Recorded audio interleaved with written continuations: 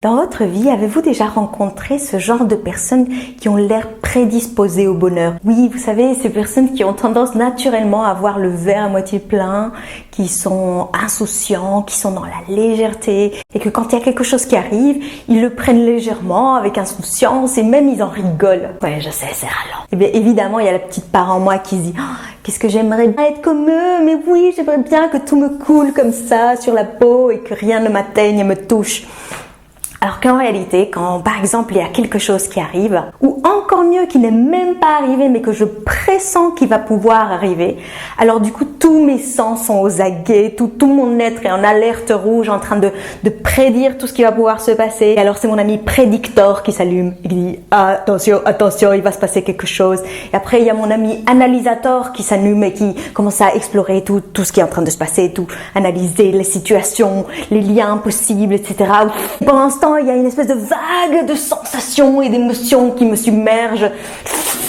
Et moi, je suis secouée. Et puis après, une fois que tout ça est passé, il y a l'ami ruminateur qui vient tranquillement et qui s'installe et qui commence à regretter toutes les choses que j'ai pu dire, faire, pas faire. Et qui commence à penser, oh mon Dieu, mais pour l'avenir, comment je vais pouvoir résoudre la situation? Bref, pas léger, pas joyeux, pas simple.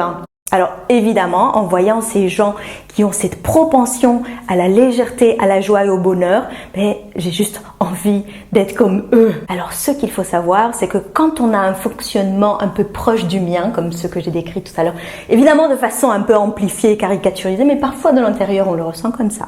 Donc ça s'appelle être une personne hautement sensible, ultra sensible, super sensible. Bref, quand on a ce type de fonctionnement, il peut y avoir une petite grosse tendance à s'en vouloir secrètement d'être de cette manière-là, parce que évidemment c'est beaucoup plus sexy, c'est beaucoup plus gai d'être léger et zen et cool, et on aimerait tous être comme ça. Et puis si on regarde la télé, c'est ça les modèles qu'on a, et puis on se dit que la vie ce serait tellement plus simple si on était juste un peu moins trop, un peu plus moins, voyez, un peu comme ça. Et alors en voyant cet écart de propension à la joie qu'il pouvait y avoir entre certaines personnes et moi, je me suis quand même demandé, est-ce qu'il y a quand même quelque chose qui prédispose les gens à être heureux et joyeux? Est-ce que par exemple, le jour de la répartition des gènes de la joie et du bonheur, je suis arrivée en retard parce que j'étais arrivée très tôt à la répartition de la capacité à capter plein d'informations. Ce qui m'amena tout naturellement à me demander, est-ce que les personnes hypersensibles seraient moins enclines à la joie et du coup au bonheur? Alors la première chose que j'ai constatée d'abord chez moi et ensuite tout au long de ma pratique professionnelle, c'est qu'il y a une grosse croyance installée chez les personnes hautement sensibles qui les fait croire que leur fonctionnement est vraiment anormal, qu'il y a quelque chose qui cloche sérieusement chez eux et que c'est pas bien d'être comme ça. Alors évidemment, quand on a l'impression que quelque chose n'est pas bien, on a envie que ça aille bien. Et pour aller bien, la tendance va être de lutter contre ce qui est déjà là, contre ce qui est présent. Et alors le propre d'une guerre ou d'une lutte, c'est que ça consomme énormément d'énergie. Alors quand on est en guerre contre soi-même, quand on essaye à tout prix de lutter, vous voyez tout le vocabulaire forme militaire que j'utilise, donc quand on dresse ces chevaux intérieurs les uns contre les autres pour se dire non, toi tu devrais changer, comment est-ce que je vais faire? Mais imaginez là, vous voyez, ça prend beaucoup d'énergie. Et comme vous pouvez vous imaginer, quand on part en guerre, on n'y va pas le cœur léger et en joie, mais on y va le cœur lourd parce que il va se livrer une bataille très féroce. Donc la joie là, déjà, elle n'a pas beaucoup de place. Étant donné que je me suis rendu compte qu'il y avait une vraie lutte à l'intérieur, j'ai mis progressivement en place tout un programme de pacification de ma région intérieure. D'abord en passant par une phase de reconnaissance du terrain miné, après en rencontrant les différentes parties, encore une fois à l'intérieur de moi. Puis j'ai même rencontré les généraux, vous savez, le général, partons en guerre et délivrons la Carole de ces parties qu'elle aime pas du tout. Et puis la partie aussi, le général qui disait mais foutez-lui la paix, laissez-la tranquille. Et puis il y a eu une phase de reconnaissance des besoins mutuels, d'écoute, d'entente. C'était long, c'était un peu laborieux, j'avoue. Mais à force, on finit bien par y arriver. Même si au début, les accords de paix sont partiellement respectés, que ça continue à se bouffer à l'intérieur, mais les accords de paix sont là et progressivement, ils commencent à s'installer et ça crée de l'espace. Et puis du coup, la joie, elle peut commencer à prendre un peu plus de place dans ma vie. Donc, ce qui est plutôt une super bonne chose. Mais quand même, demeurer en moi une vraie question par rapport à ce potentiel de joie. Est-ce qu'on a tous accès au même potentiel de joie, de bonheur, d'insouciance? Et un beau jour, figurez-vous que j'ai découvert un truc de dingue. Roulement de tambour.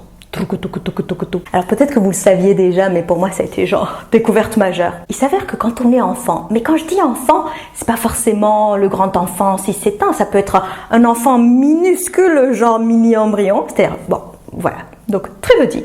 Depuis très petit jusqu'à grandissant, les enfants et les bébés que nous avons été avons fait des promesses. Nous nous sommes fait des promesses à nous-mêmes. C'est un truc de fou.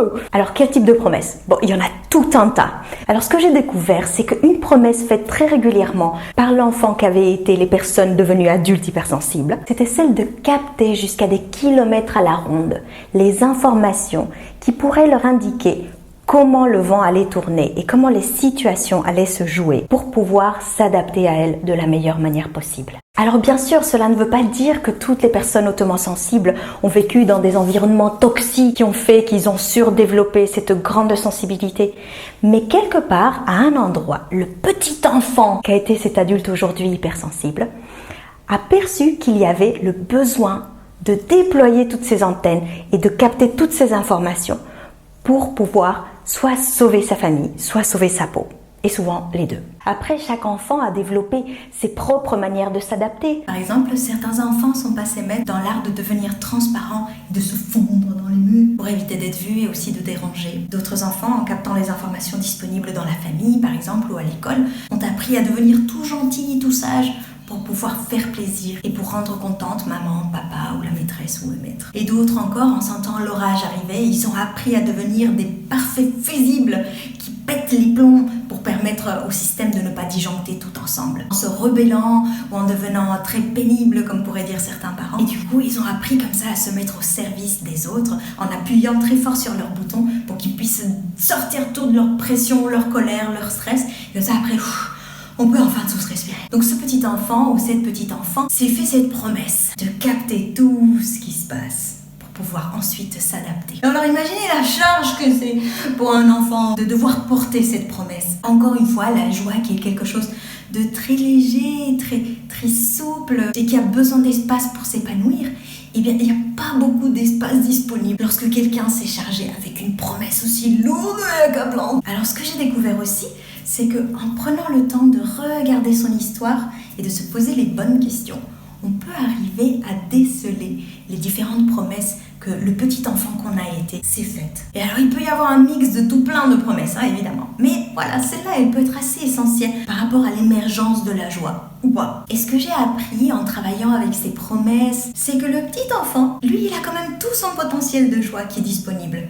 Et que quand on le délivre de cette promesse si terrible, eh bien, il peut être juste un enfant, insouciant, et regardez là déjà ça fait du bien. Donc c'est comme ça que j'ai compris que les personnes ultra-sensibles, ce n'est pas qu'elles n'ont pas de prédisposition à la joie, c'est qu'elles sont déjà d'une part tout occupées avec cette lutte intérieure pour être différentes, et d'autre part prises par ces promesses faites enfants qui engluent et qui font que ils sont dans la suradaptation et dans la captation de tout ce qui se passe autour et pas forcément en laissant l'espace disponible pour laisser cette joie qui est quand même là, parce que ce petit enfant, même s'il a poussé, il reste quand même à l'intérieur de nous et il a ce potentiel de joie qui a besoin d'espace pour pouvoir émerger. Et c'est possible, mais évidemment ça prend du temps, c'est pas évident, ça se fait pas en 5 minutes, donc il n'y a pas de recette magique genre appuyez sur ce bouton et tout ira bien, fou. Ça serait cool quand même, non? Mais c'est beaucoup plus gai de parcourir ce chemin petit à petit et prendre conscience qu'en réalité il n'y a déjà rien d'anormal chez soi et ensuite qu'il y a carrément moyen d'être plus heureux même en étant hypersensible. Si, c'est possible, je vous le garantis. Alors bien sûr, il y a plein d'autres leviers pour accéder à la joie et encore heureux, mais bon, il faut bien commencer par un endroit. Et vous, est-ce que vous vous sentez concerné par cette histoire de promesse? Est-ce que vous pensez que petit enfant, vous vous êtes promis une de ces choses que j'ai parlé plus tôt? Est-ce que vous avez aussi l'impression que vous n'êtes pas doué pour la joie? Et est-ce que vous avez déjà touché des petites bribes de joie qui se sont amplifiées dans votre vie? Et si oui, ou sinon, eh bien racontez-le nous dans les commentaires ci-dessous. Et si vous avez aimé cette vidéo, je vous invite chaudement à vous abonner à la chaîne YouTube Les Super Sensibles, qui s'affiche notamment quelque part par là en bas à droite de votre écran. Et je vous dis à très bientôt pour de nouvelles vidéos qui s'inspirent encore et toujours de vous. À bientôt!